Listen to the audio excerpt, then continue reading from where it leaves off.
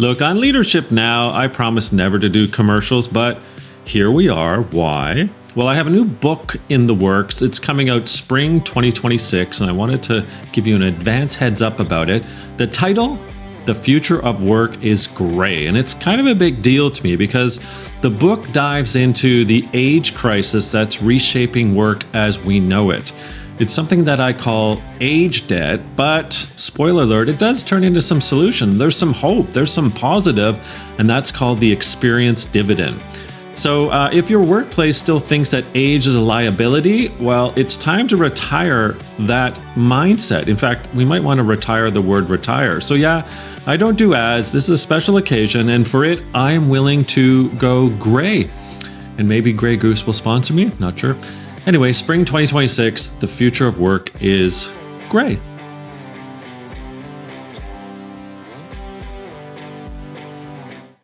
Hey everyone, welcome to another episode of Leadership Now with me, Dan Pontefract. Oh, wow. In the house today, Faisal Hoque. Faisal has a great new book out. Let me give a short bio about you, Faisal, and then we'll get right into a great conversation about AI and humanity. Faisal. Sounds good.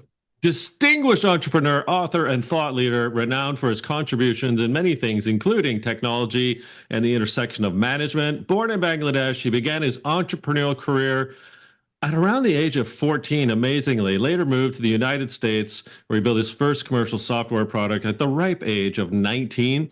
He's held management positions at Pitney Bowes and Dun & Bradstreet and founded several companies, and still those things are going strong. Sudoku is a good one. Next Chapter is another one. It's amazing what you've been able to do. Faisal is a three-time winner of the Deloitte Technology Fast 50 and Fast 500 awards. He's authored multiple best-selling books on various lists, including Reinvent, Everything Connects, and Lift. Today, we're going to talk about another one to that pantheon, Transcend, Unlocking Humanity in the Age of AI, and explores the intersection, obviously, of artificial intelligence and human values.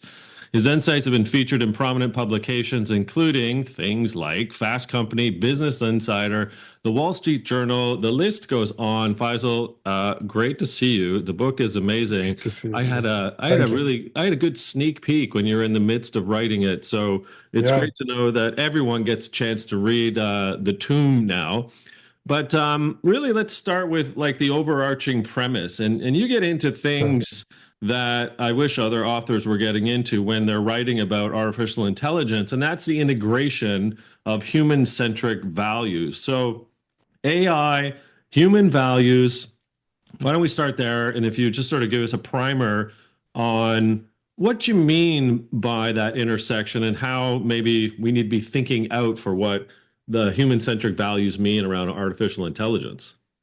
Sure. Look, I mean, artificial intelligence is not like any other technology. I've been in technology business since, for 30 years now. Yeah. And it's not like any other technology. And so when you look at that, from the angle of that, we're creating something that would be able to think and able to be active participant in whatever we do, it puts a different context because one person versus brains of thousands and million people is quite daunting.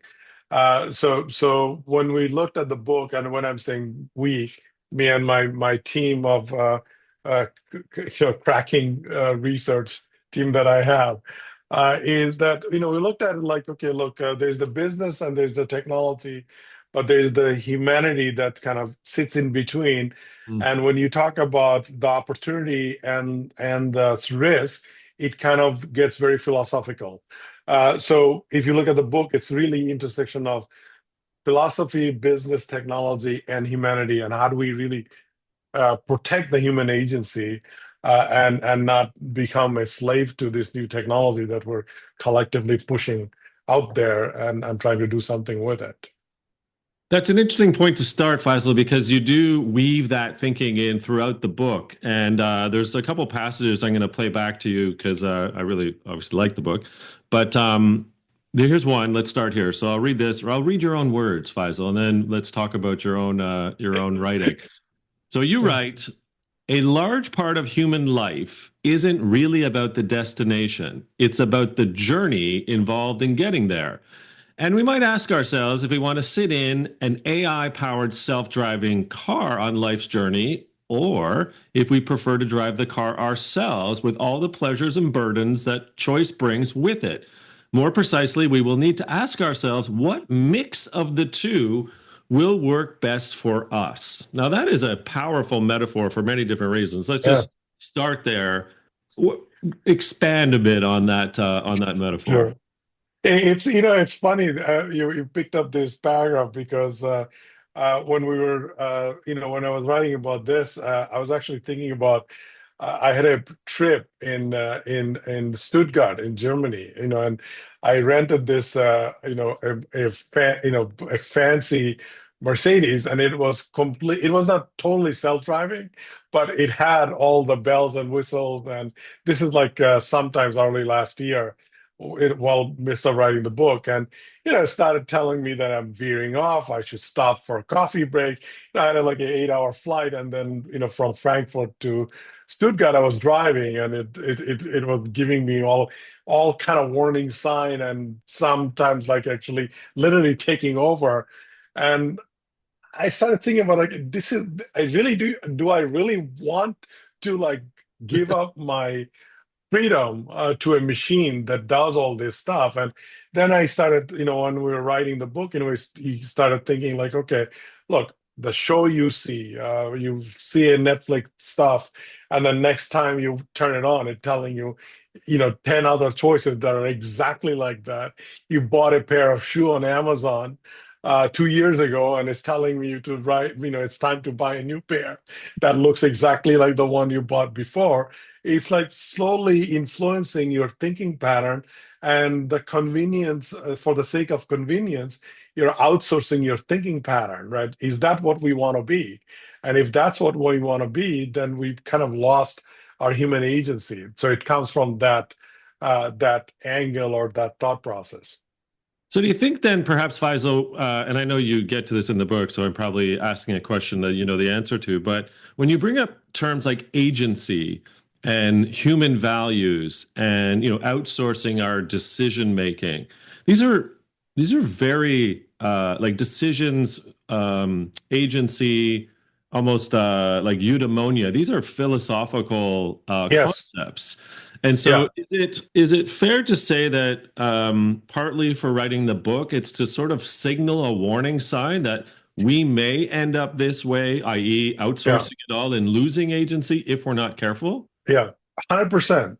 Because I mean, and I know, and as you may recall, the book gets into three areas in the sense that what is our individual opportunity and what is our individual responsibility to protect ourselves. Then obviously, what's the opportunity for businesses and what's their ethical and legal responsibility, and then we get into government. What's their responsibility and their opportunity to guide us, because collectively 3, 5, 10, 15 years from now, what human society becomes is those three types of entities will dictate, right? So if Mhm. you talk about individual, since we're talking about the individual element of it, I mean, it's like simple things like, okay, you're an ad executive, you write creative ads, and all of a sudden now you're using a generative AI, or you're using some sort of a predicting model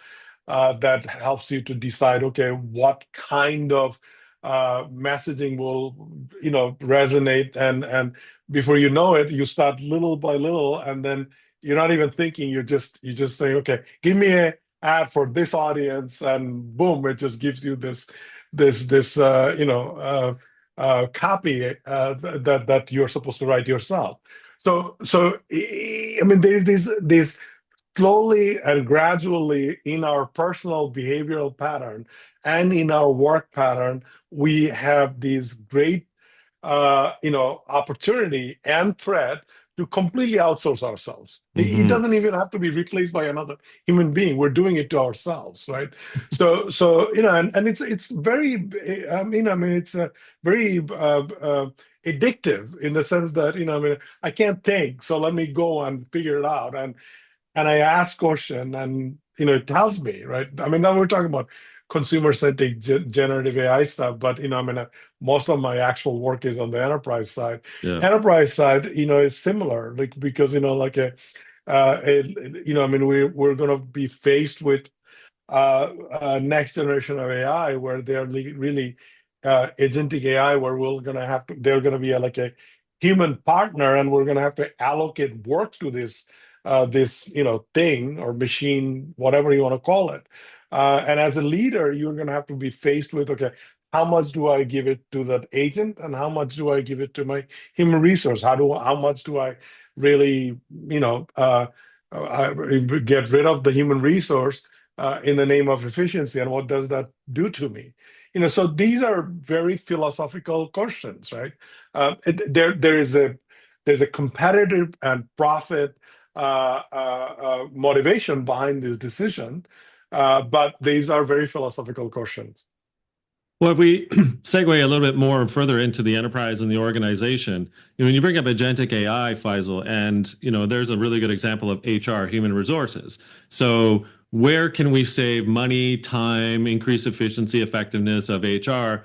Well, many CHROs and CEOs, sorry, are saying things like, "Well, with agentic AI, let's just get everyone video screened, and then we'll get the AI to comb through the transcription, and then in the transcription, we'll decide whether or not we want to actually have that human being interviewed by another human being." So do you see philosophical questions like that having to play out over and over again in the advent and era of AI?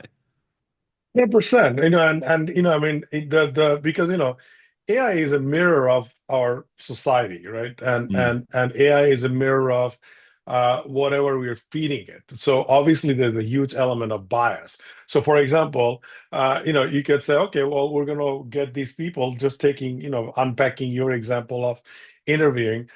Do the, maybe because a person who actually created that data set and the large language model that driving that answers from the data set of resumes, as an example, maybe they're biased toward people in New York versus Toronto, right? So you're getting all the candidate from New York because it was already biased. So how is it fair to the person that's not in New York to have a fair shot at getting that interview?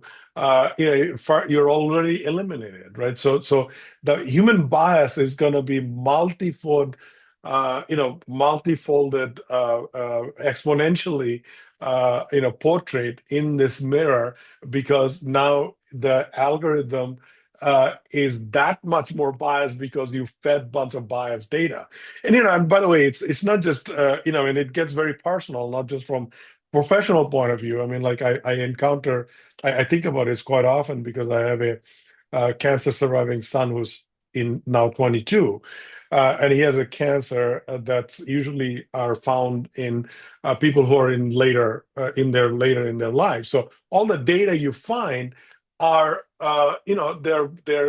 they're more from that age group, not necessarily younger generation. So uh, the predicted model of what kind of medication may work, it's not really accurate, right? So it goes on and on. You can take any facet and you can say, okay, how uh, navigating these data is for your appropriate decision making. That's where human agency comes in, because there's a gut element to making decision, right? Your gut tells you, nah, this doesn't sound right. So if you're going to outsource all that, who's going to tell you that it doesn't sound right? Right. It's the machine is not going to tell you it doesn't sound right. Isn't that the truth? Well, if I, like you, spend a lot of time in enterprises and the organization, Yeah, I think of myself at times like an organizational sociologist running around and trying to help people yeah, with culture, leadership, values, purpose, right? You and I are very much cut from the same cloth. yeah. What are you advising leaders these days when it comes to the transformation of culture, leadership, et cetera, with AI sitting right there, at the fingertips of everyone? How will AI impact negatively, positively somewhere in between the future culture that leaders are looking to create. Look, it's gonna sound very like what's new about what about to say. I mean, it starts with purpose. And the reason it starts with purpose is like, what are you trying to do? Are you Yeah. trying to be more effective? Are you trying to be more innovative? Are you trying to make your people more productive? Are you trying to increase your profit margin? Whatever the case may be, that's where you start. And then you decide, okay, what's the best model to adopt for my organization in the context of technology like artificial intelligence, right? So, as you remember in the book, we kind of prescribed this framework, not a methodology, because there are tons of methodology that you can hang around those two framework that we prescribed, and we kind of called it purposefully called it open and care, meaning open, meaning be open to opportunities, but care about humanity to protect the humanity. That's where open and care comes from. But open and care stands with a bunch of acronym in the sense that, you got to outline your purpose, you got to partner up with not just the technology partner like AI, but also your human partner. You have to experiment what works and what doesn't work, and then you have to be able to kind of navigate what you want to adopt. So, you may have a portfolio of opportunity, but you may choose like, three or four of them are really worthwhile pursuing. By considering, the care aspect of it, meaning what's the governance model that shows you that what are the risks versus the reward, and how do you infuse those risks inside of your portfolio of opportunity, and have a kill switch, and making sure that you're not really doing stuff that you should be doing. Just because you can doesn't mean you have to, right? So that's where the ethics and governance comes play from the organizational context and a leadership context. Well, as I mentioned to you offline many months ago, I was like so happy to see open and care as the names of your frameworks in the book, because those are big words of mine in my writing Sure. books as well. Okay, that being said, unselfishly, it's back to you, Faisal. The you just touched on something I wanted to get into, which is essentially ethical AI decision making, and so Yeah. there's like probably there's many ways probably to unpack this question, but let's start with there's government society sort of level ethical AI and kill switches, et cetera. And then there's what enterprise and organizations need to be thinking about from ethical AI use, regulatory frameworks within the organization, care, open, otherwise. So why don't we start first, government policy land?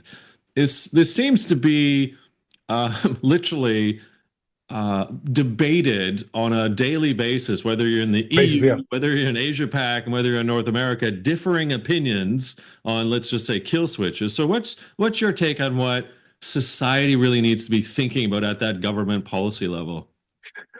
Look, I mean, it's a very complex topic, and as it turns out that I mean, I just published this article that's kind of based on Transcend today on Fast Company, exactly on this topic, Hmm. because of the last 3-4 weeks of conversation around, DeepSeek, and U.S. has this now a project called Stargate.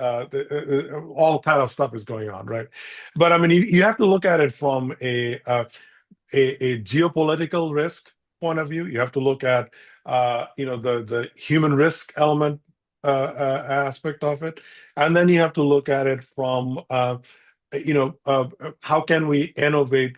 How can you not stifle innovate but still have guardrail, right? So those are the three elements. So Yeah. if you look at the geopolitical risk point of view, I mean, my last 8 years of DoD and DHS in U.S.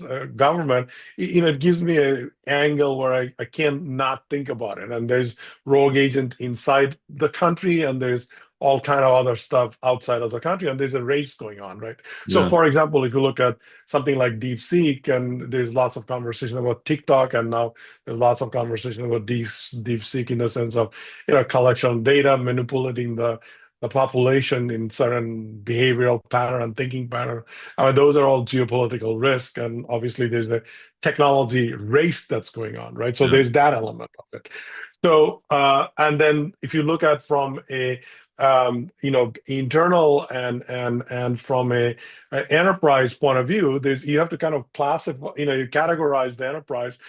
There is platform vendors and there's business vendors and there's the consumer, those kind of category. Platform vendors meaning people who are making the chip, people who are making the large language models, meaning NVIDIA's and OpenAI and Claude's and those kind of vendors, Yeah. and there's the businesses who are adopting it.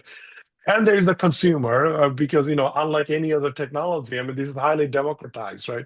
I mean, it's not like nuclear energy, like you and I can just go and grab it, but you and I can go grab any model we want from huggingface.org to anywhere, right? And if you look at the last couple of those terror attacks that happened in U.S. soil by the rogue agents in U.S., they were highly technically competent Yeah. and used AI and Google Glass to accomplish that. So if you look at that whole picture, from a government point of view, you have to come up with legislative framework that has legal structure that actually punishes people who are trying to utilize this for harm. And you can go spend probably a day talking about deep fake and all this other stuff. But there's also has to be legislative framework that prevents accessing some of these sensitive technology without regulation. I mean, if you can't just go on start building, creating drugs in your backyard, nor you can start creating a nuclear reactor in your backyard. Why would you be able to do that with a more powerful technology like AI in your backyard? There has to be some sort of a legislation and the framework that prevents you from doing that. But that's not that's not stifling innovation. That's being responsible, right? So Mhm. that's my take on the government side. And I don't think we have any kind of uh, agreed upon framework of legislation in US yet. There are a bunch of, in the context of writing books, I did spend some time with senators on the both side of the aisle, and there's actually a bipartisan framework that's done by Senator Blumenthal and Mhm. Hawley on this topic, but it's still very light touch. It doesn't go even anywhere near the calamities that we're talking about. Need some more grown-ups in the room, Faisal. We need you on the case, I think. I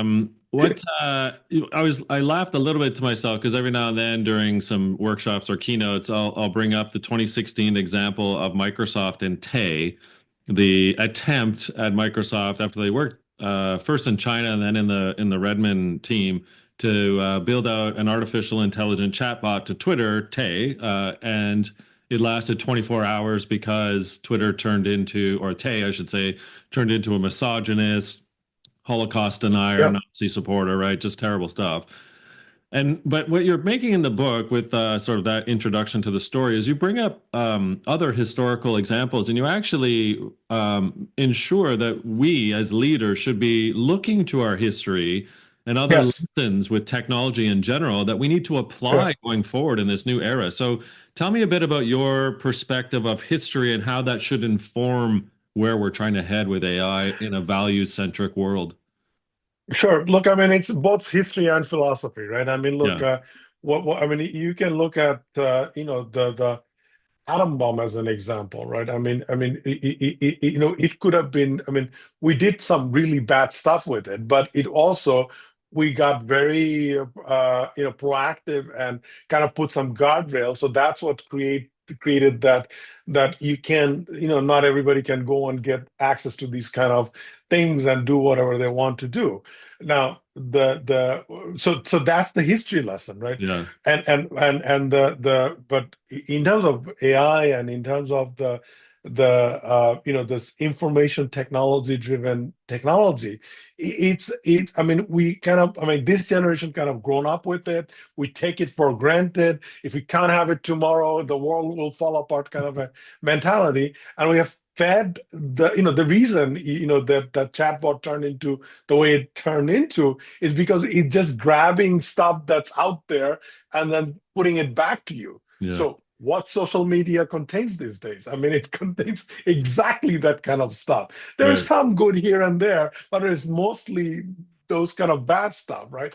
So here on, and that's why, I mean, in that article that on Fast Company article today, I mean, it's a wake up. We need it like yesterday. It's like, we need I don't know what we're waiting for. And I guess some disaster has to happen. That's the lesson from the history.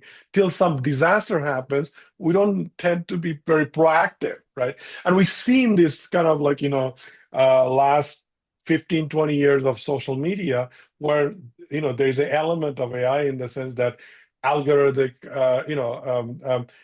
algorithm manipulation and whatnot. But we haven't seen this level whereby the technology itself regenerates thoughts and ideas and pushes it out there. So I think, that's why there are so many warning bells by so many people who are actually worked on these kind of system that talks about the fact that we got, we have this small window.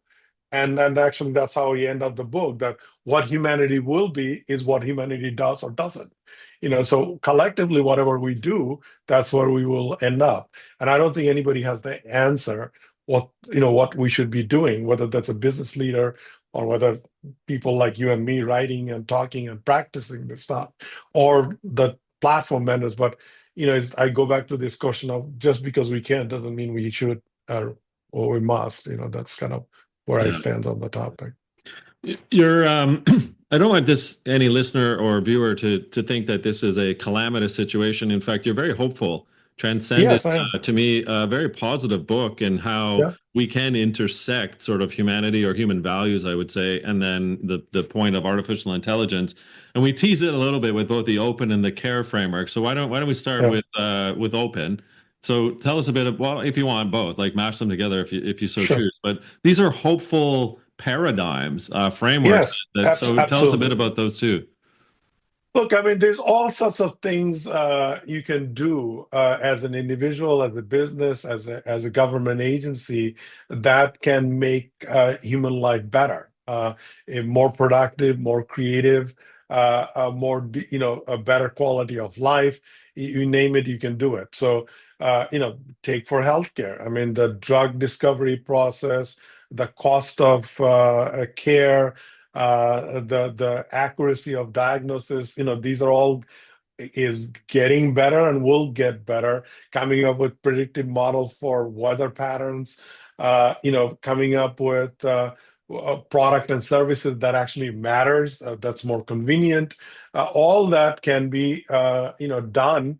With technology like AI, and the reason we call it open is you have to be open to ideas and open to exploration and see what are the art of possibilities and pick and choose the ones that makes more sense for people, planet, and prosperity by mitigating the risk. Right, that's the Mhm. opportunity. So that's why I'm optimistic. And I look at my last 3 years, both from on the corporate side and providing the product and services that I'm providing utilizing AI, but also on a personal level.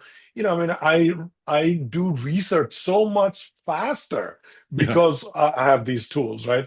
I mean, I actually loaded up my 10 manuscript, and I don't remember what I wrote like 25 years ago, right? So it's very easy for me to go there and say, okay, what did I say here, and pull it up, and it pulls it up, right? It's not Right. like Google search; it's like 1,000 times faster and much more accurate than that, Yeah. right?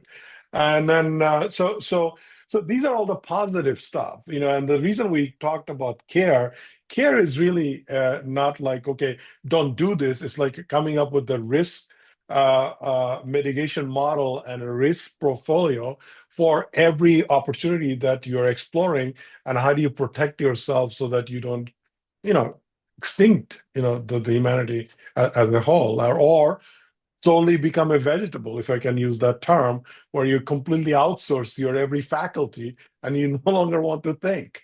I mean, it's like, that movie by Pixar a long time ago, Wally. We're all Oh on a yeah. ship, and Yeah. I mean, that could be the disastrous situation because we've killed the planet, and now we have to move to Mars or somewhere. But even there, the journey is done by some AI agents. So, as we sort of wrap up a little bit, so I got a couple other questions. It comes back to the Yeah, human please. being, like the individual. So, what excites you, Faisal, in the potentiality of AI and humans? What excites me is that you can be much more productive and much more creative, and I am experiencing that as a creative person, as somebody who loves technology and business and government. I'm experiencing that, so that's what I'm most excited about. Right, I can learn so much more and so much faster. Right, I mean, there's obviously lots of hallucinating, stupid stuff that it feeds me that I have to actually see whether it's correct or not correct, but I can learn things a lot faster. So, learning, if you're open to learning and if you're open to exploring, it's an exciting time for that, right? I mean, you don't have to, it's no longer accessible by handful. I don't have to sit in my, with my professors in Ivy League school to learn stuff. I can learn it, sitting on my desktop and actually having intelligent conversation. And also there's a humanistic thing, like, my mother recently passed away. She suffered from dementia, and the tail end of her life, she would go back and forth between English and Bengali. Mm. Bengali was her mother tongue, and nobody in her nursing home would understand that. And imagine a AI assistant right with her, who was, that assistant could be translating Mm. whatever she's saying and give her what she needed. That would have elevated her quality of life and make the caregiver much more easier to deal with her, right? So I'm excited about those kind of opportunity. I'm excited about drug discovery, where one day a patient like my son wouldn't have to be on maintenance. It's cured, right? So I'm excited about those kind of opportunities. Well, AI did help my garden patch last year when I just took photos of some of the vegetables that seemed to be wilting. And it's like, hey, it needs more nitrogen. What are you doing, you idiot? Like gardener. Yeah, It saved my yeah. garden last summer. Okay. So, last couple here. How can I or a human being, like an individual, prepare to thrive in this sort of AI driven world without losing their own human values or human qualities? I'm gonna use this overused word, being mindful and conscious, meaning decide how much you want to outsource, in the Yeah. sense that just because you can email, you can write an email with your generative prompt. Don't do it. If you can, why? I mean, your email is just fine. Yeah. It will show your flaw, but it's yours. So start with those kind of basic things, so whereby you don't, you know, I mean, it's convenience is a drug, right? So I mean, we're creature of comforts, but we can also become a creature of comfort from the thinking point of view, where we don't want to just think. We just want to be entertained 7 by 24. Why so many people are on social media and TikTok? Because we love to be entertained. We love the swiping things all day long. Right? I mean, it requires now discipline not to do that, right? So, but if more you do that, more you're outsourcing your faculty, and that's where the danger comes in. Well, I'm not going to ask you if you would swipe left or right on me, but the last question, Faisal, that I have for you is if there's one thing you hope that a reader applies from Transcend, which is just a fantastic book, whether it's life or work, what's the one thing you hope that someone might get out of the book, I guess? I would say have an open mind and keep learning. I mean, don't stop learning. If you stop learning, you lost the battle. And so that's on that side. On the other side, look at AI as a partner, not as a outsourcer. There's a difference. So if you want to consider it as a partner, you can actually elevate you as a human being, what you do and what you produce. So those are the two things I will leave the reader with. This is amazing. Faisal Hoque, the entrepreneur, serial entrepreneur, author, thought leader, Thinkers 50 dude. Where can we find out more about you? The book again, Transcend, Unlocking Humanity in the Age of AI. And by the way, folks, I know you've been quite humble, Faisal, but proceeds from the book actually go to a very good cause, which you brought up your Yeah, son a few times today. yeah, sure. Yes. So much appreciated. So because it's deeply personal, but you can find me on my website, which is faisalhaq.com. I'm active on LinkedIn. That's the only platform I use these days to share whatever nugget of thing that I learned. And books are available everywhere. It's will be available everywhere, including the audio version, audio book. Like Barnes and Noble, Amazon, or wherever the books are sold.